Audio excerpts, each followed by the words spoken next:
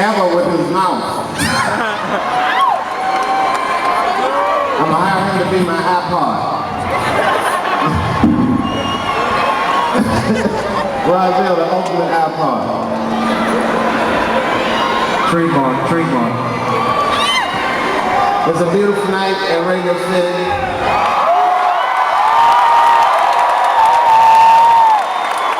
The champions are here. I'm here.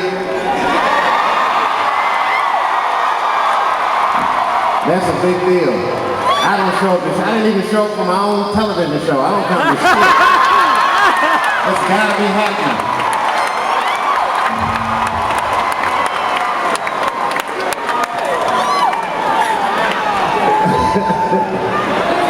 I'll tell you why too. Because you know, everyone asks me, why did you walk away from that show? Even Oprah couldn't get an answer out of me. I was dodging no questions like a Nathan. Sorry, Oprah. I can't answer that shit. I'm sorry, Oprah. I'm not gonna.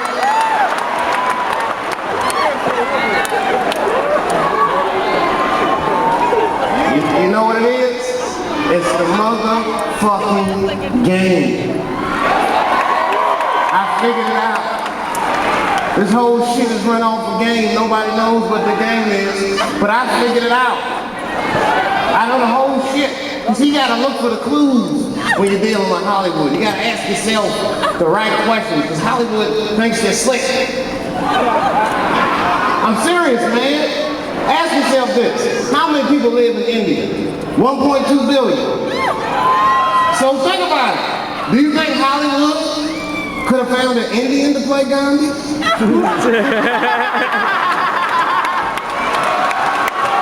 know this shit like that. That's because Hollywood thinks they're slick. Hollywood will say shit in the meeting like, we should make Planet of the Niggers. No, that's too obvious. We'll make the niggas. I know that's true. I've seen that movie, racist ass movie. I knew it was talking about us because the ape's name was Cornelius. I got an uncle named Cornelius. This shit is offensive. And they gave him a blowout perm like Superfly. It was an ape have a perm. And made that shit twice. And we tried to do it again with Marky Mark. Tricked me. I went and saw that shit. And in the first 5 minutes, I said, this is worse than the first one. First 5 minutes, the apes was sitting around eating dinner and was talking and eating watermelon. I said, what the fuck is this? Watermelon?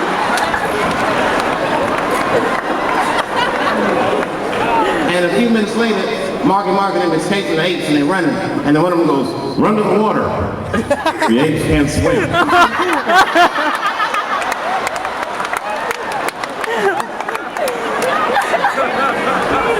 When I had an ape sitting there smoking a Newport, I just got the fuck out of there. The most crazy shit I've ever seen in my life.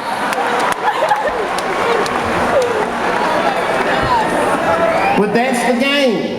That's the game. The media be trying to trick everyone, distract you with bullshit. Look at this. Right now, there's a war in Iraq. There's a war in Afghanistan still.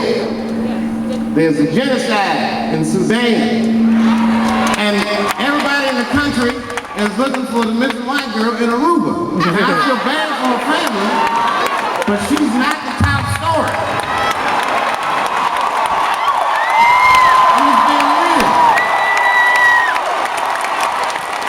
There are, right now as we speak, hundreds if not thousands of missing black children that don't even get any media mention. As a matter of fact,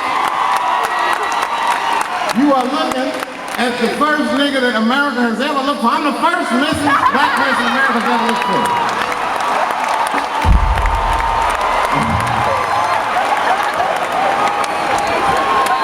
That's the game, baby. I told her. All right, y'all wanna know? I'll tell you, y'all wanna know what the game is? You want me to spell it out for you? Do you wanna know why I went to Africa?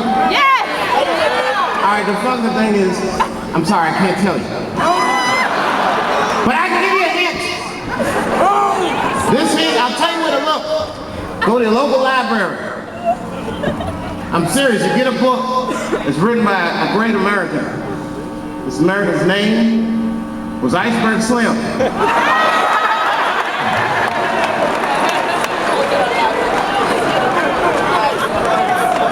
He wrote a book called Pimp, about his rise and fall in the game of pimping. Now there's two ways you can read this shit. If you just skim the top, it seems like you're reading about some street shit. But if you read a little deeper, it is the capitalist manifesto.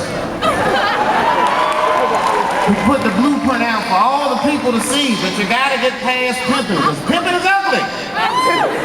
But it is the game. Iceberg Slim. Iceberg Slim brought words to the American lexicon.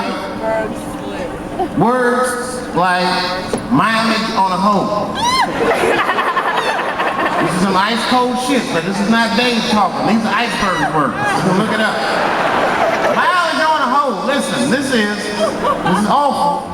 But a pimp has figured out that human nature, which is the basis of the game. Now, if you figure out human nature, you find out how corruptible a person is. One of two things will happen. Either A, you'll lose your fucking mind, or B, you'll get your money right. A good pimp knows about mileage on a hoe. Mileage on a hoe means you can look at a girl and say, she's good for 1,500 tricks. And then I'm cutting her loose. It's awful, but it's how the game goes. And don't feel bad about them hoes when they do it to you. That's why so many of you work 9 to 5, because 9 to 6 might kill a bitch.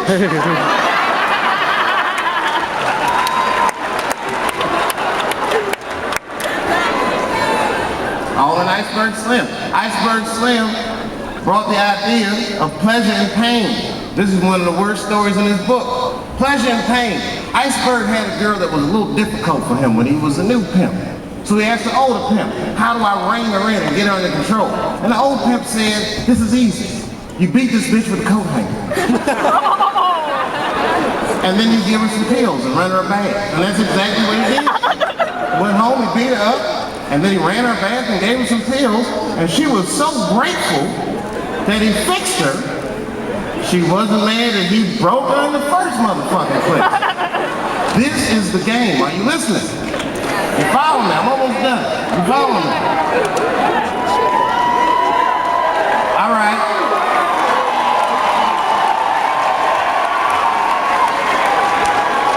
Are you familiar with the phrase, a bottom bitch? Anyone? A bottom bitch. This is a pimp's #1 moneymaker. His top hoe. The bitch that helps him keep his other bitches in line. Not necessarily his favorite, but the cornerstone of any good pimp's organization. Iceberg Slim taught us all of this. And in that book, not in the beginning and not in the end, but somewhere in the middle, he told a story that encapsulated the entire game. Thank you. Thank you. Thank you, both of you. If I had a show, I'd do a sketch about it. Would you like it?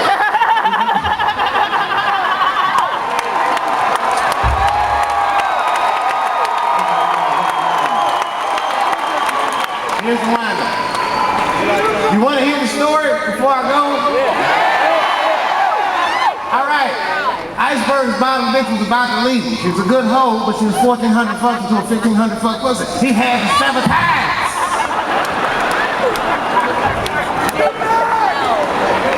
She was bubbling.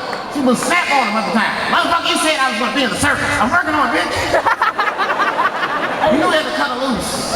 But he wasn't ready to let her go because she was a good hoe, but she was just giving him so many problems.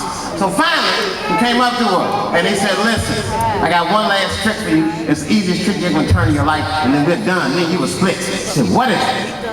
There's a man in that room, old white man, I want you to go have sex with him. But before you do, I want you to put some of this in his drink, and then when he falls asleep, there's a briefcase next to his bed.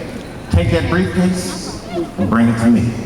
That's the trick. And she said, all right, I'm gonna do it. When I'm done, drop me off at the circus, motherfuckers.